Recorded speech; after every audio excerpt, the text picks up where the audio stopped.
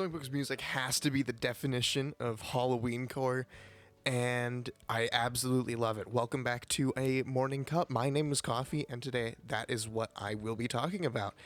If you watched my previous episode, I talked about this musician about 3 to 4 times, and I never mentioned what they were because I said that I wanted to talk about it.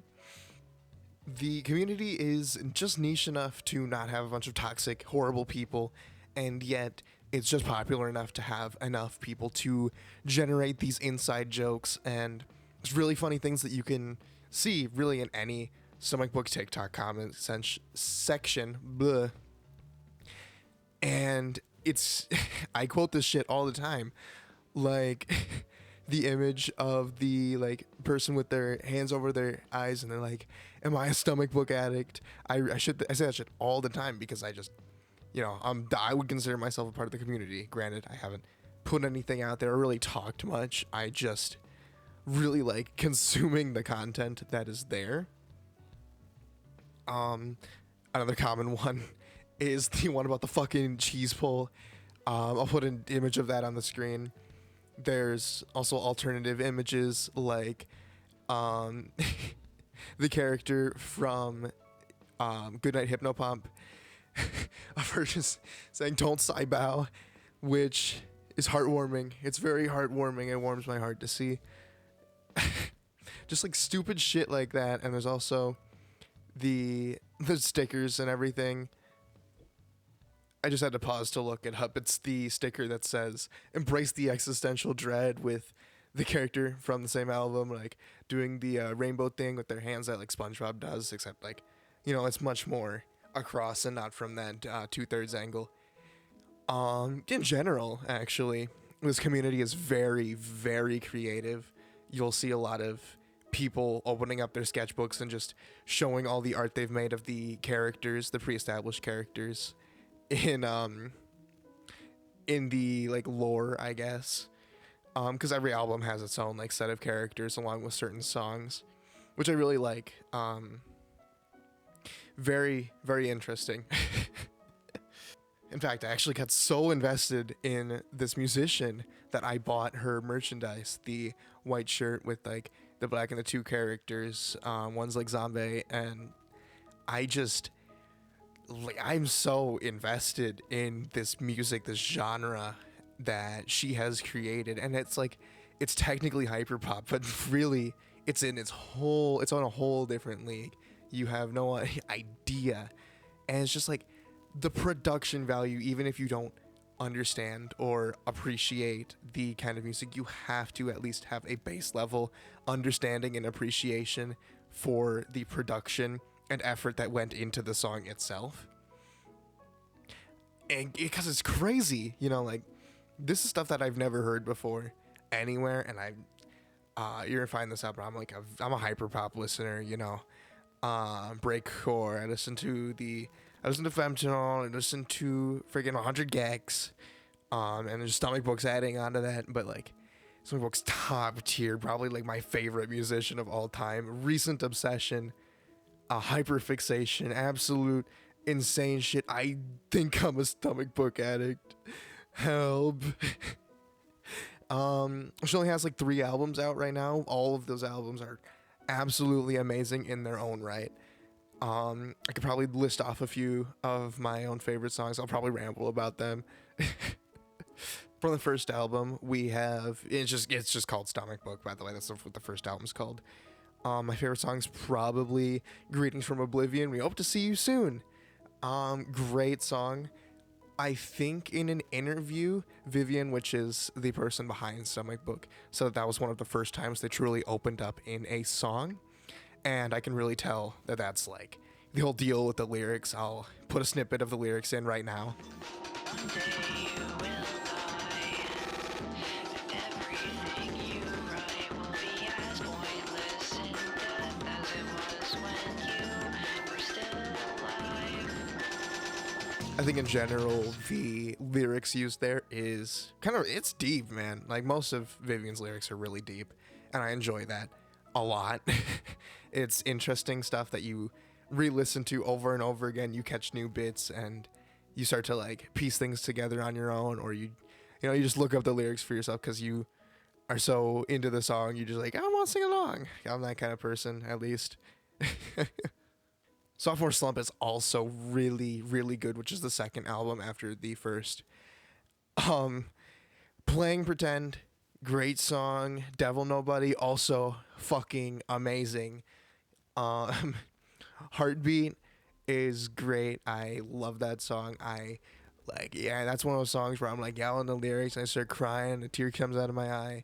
I wipe the tears away. It's so peak, like the One Piece gif. And it's just like,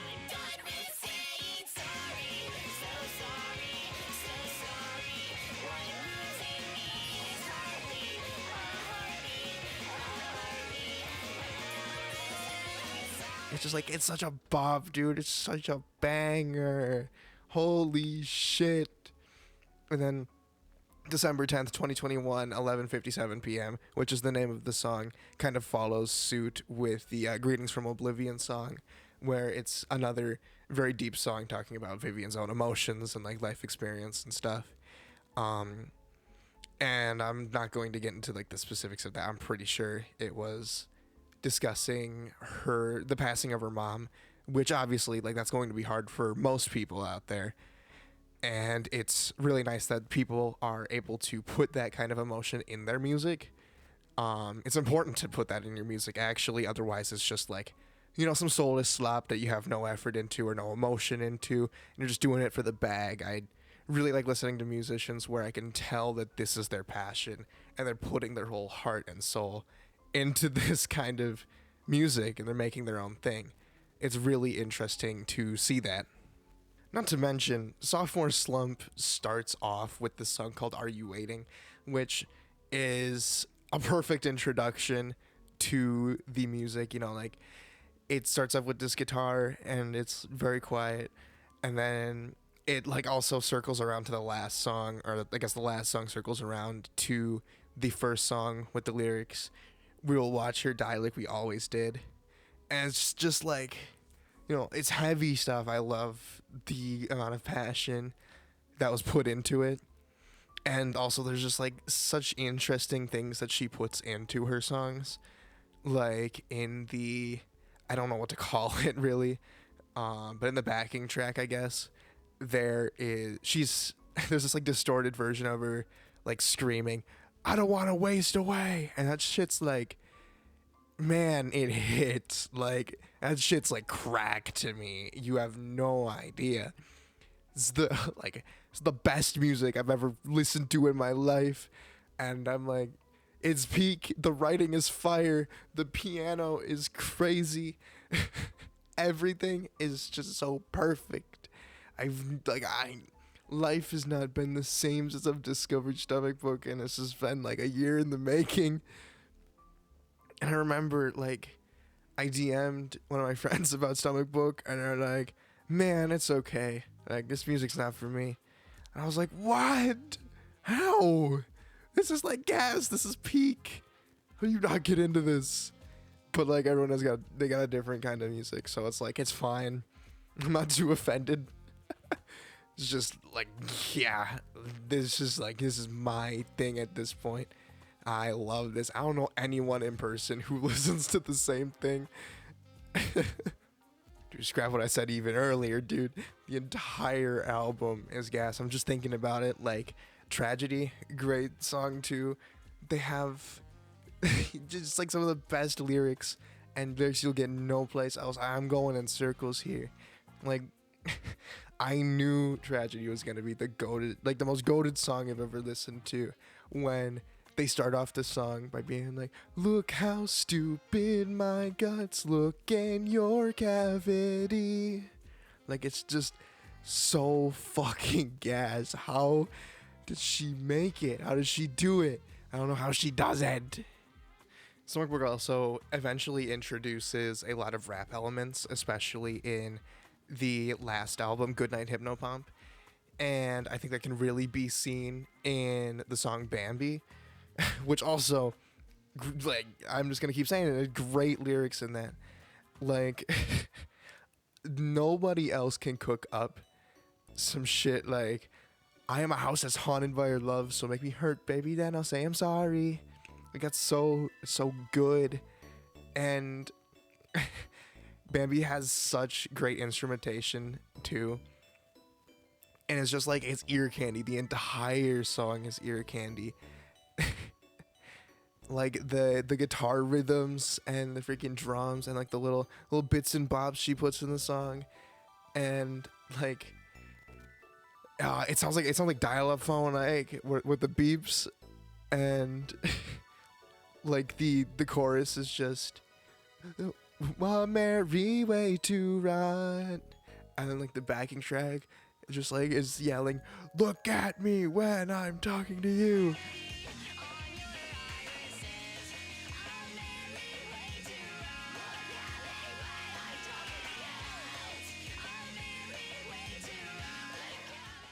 It's just like, it's so good. And then freaking Zombie comes in and he starts saying some shit like I can't, like, they have Japanese in this fucking song.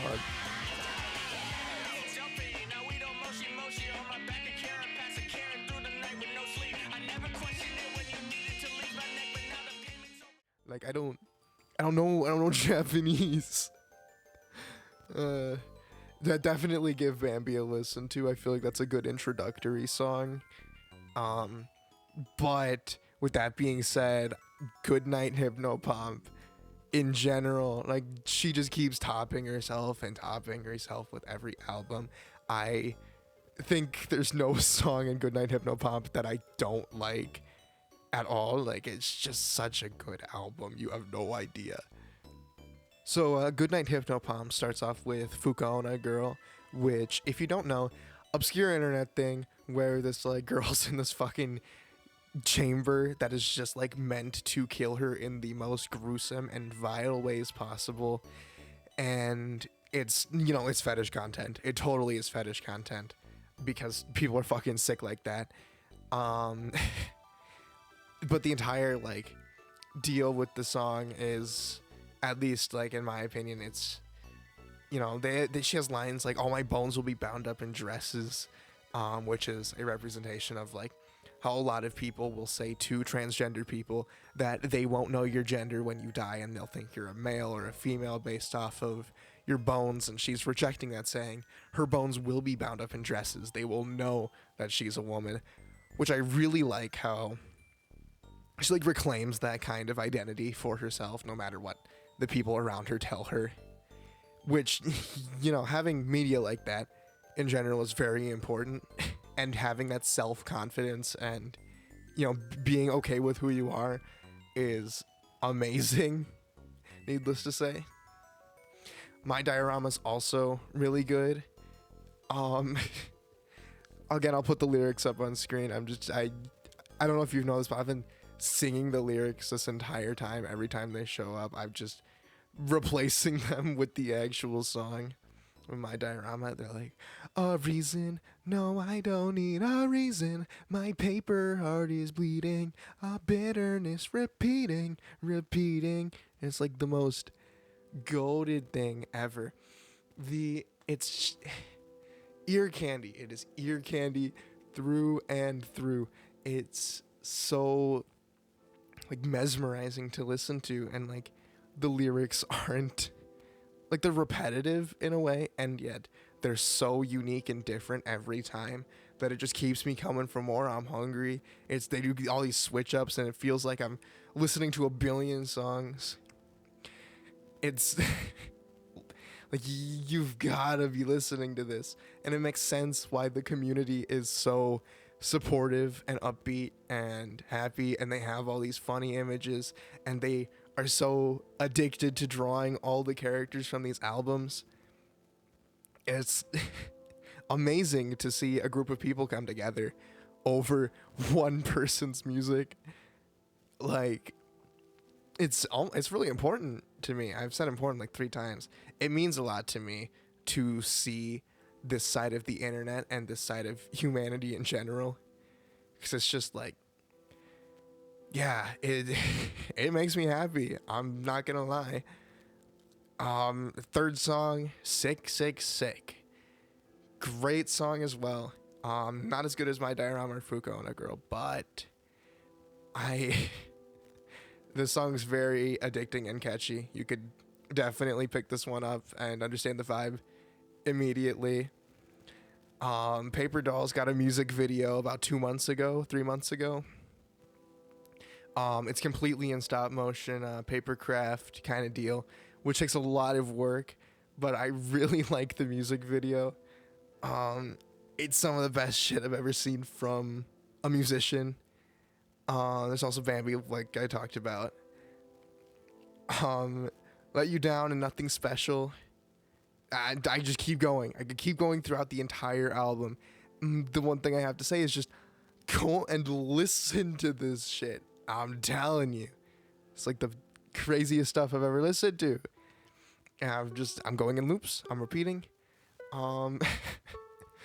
Yeah, man. I mean, this is my most like recent addiction. Not recent. I mean, it's kind of recent. I don't know.